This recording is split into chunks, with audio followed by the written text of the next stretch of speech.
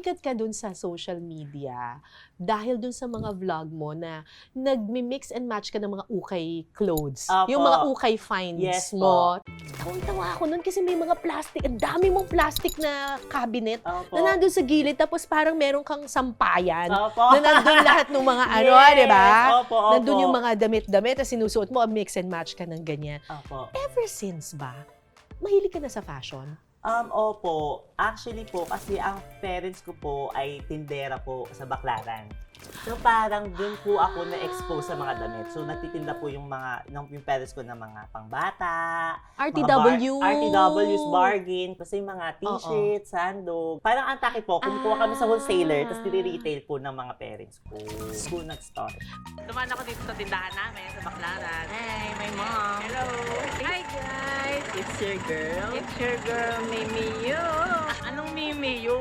Mimi Ya. Nung naghihirap kasi kami ni Miss Ka, syempre nagtatanong din ako bakit nangyayari to sa amin. Correct. Bakit sa lahat pa ng mga tao, sa amin pa nangyari. And thinking about it, grateful ako na experience ko siya, Miss Cara, kasi mas pinahalagahan ko yung mga bagay na meron ako ngayon. Nabasa ko rin naman yung mga life story mo na hindi naman kayo masyadong well-off. Opo. Hindi po Laki talaga. sa hirap. Opo, sobra As po. in, gano? Let's say po na parang may week kami, puro noodles po yung kinakain namin. Tapos parang kasi sobrang favorite ko po kasi yung noodles. Feeling ko, oh my gosh, ang sarap. Hindi ko pala alam, wala na pala kami pang ulam talaga. Ganun, Miss Cara. So parang, in fairness talaga po sa parents ko, parang hindi po talaga pina-feel sa amin na medyo nahihirapan po kami sa buhay. Ganun. Kasi nung tuwing Pasko po, Miss Cara, nagtitinda po ako. So mayroon po kami pang umaga, pang gabi. Ako po, ang shift ko po noon, yung panggabi po. So kasama ko po nagtitinda ang tatay ko. Eh di ba po kapag Pasko, kapag simbang gabi, nainggit ka sa mga tao na, ay bakit ako nagtitinda? Sila nagsisimba lang. Tsaka bumibili. Namimili. Oo. Tapos ako parang lulubok ako dito. Ay, bili po kayo. Ganun. So parang kina-question ko talaga na parang, bakit kaya nangyayari sa amin? Tsaka may frustration din ako, Miss Cara, na parang, medyo in-overthink ko siya hanggang ngayon, Miss Cara. Kasi sinabi ko dati, bata pa po ako sa nanay ko. Tinda. Paglaki ko, hindi ako magiging ganito.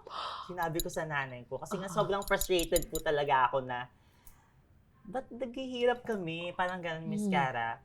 And pinagsisihan ko po talaga yun kasi parang yung pagtitinda po ng parents ko, yun po talagang bumuhay sa amin magkakapatid, sa pamilya po namin.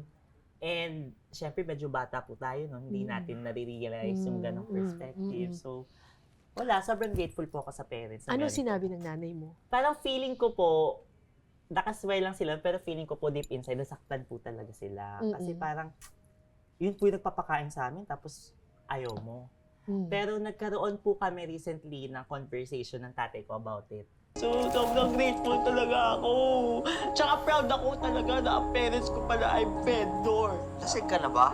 Sobrang lasing ko, tatay! Kayo, guys. Ang sabi po ng tatay ko, buti nga hindi ka naging katulad namin. Kasi parang kung pinush mo or tinularan mo kami, hindi mo mararating kung anong meron tayo. So, Ano sabi mo nun? wala, sobrang na-touch po ako kasi parang kahit nasabi ko po yun, iba pa rin po yung pagtanggap nila sa context na yun. Na hindi siya sa pagmamaliit sa kanila. It's more like hoping for the better for myself and for my family po. So, Pero on the flip side, gusto mo ring maging katulad nila of course. for the values and the Yes. strength that they have. Yes, and I'm just so grateful po na parents ko sila. Yun nga po, wini-wish ko nga po, sana in my next life, sila pa rin po yung parents ko. Kasi, wala, I just love kung paano po kami pinalaki ng parents ko, and I just love sa person na naging ako because of them, Miss Cara. So kumbaga, ayaw mo lang yung sitwasyon na kinalalagyan. Yes, Miss Cara. Pero yung mga taong naghihirap at nagpapalakas at nagpupursige doon sa sitwasyong iyon, it's perfect. Yes. At yes, yun yung Miss Cara. gusto mong tularan. Yes, yes. Tsaka nakakatuwa ka, you're always positive. Always thankful po ako sa binigyan akong ganong thinking and perspective, Miss Oo, Cara. na Yes. parang at least kami nakaka-noodles. That's true, Miss Cara. Oo. At saka may mga story rin po na parang pinapalayas po kami ng bahay, ganun kasi Oo. nakapagbayad. So ganun. paano mo nahanapan ng positive angle yung pinalalayas kayo ng bahay? Travel. Hindi po kami, Hindi, hindi po kami, staycation. Hindi, Miss Cara. Ang atake naman, in all fairness talaga sa parents ko talaga, Miss Cara. Pag pinapalayas kami, nakakahanap naman kami ng bahay na hindi ulit kami magbabayad. So parang bahala na si Batman, ganun po. And I feel like, because of what happened, Miss Cara, parang mas pinatibay niya yung pagkatao ko. You never felt sorry for yourself? I don't think so, Miss Cara. Hindi, talaga. talaga. Galing I love mo. being myself. Yeah. Galing mo. Thank you, Galing Miss Cara. mo. Kasi, well, hindi naman sasabihin natin na dapat hindi seryosohin yung kahirapan, Opo. di ba? Pero parang nahanapan mo ng silver lining. Parang. Yes.